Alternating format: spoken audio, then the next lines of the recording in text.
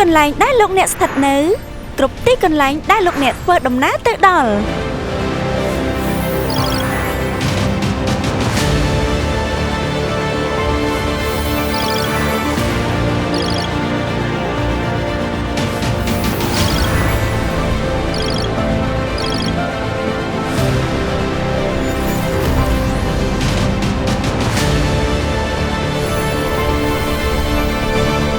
ពិសោធន៍ធ្វើដំណើរប្រកបដោយប្រណិតភាព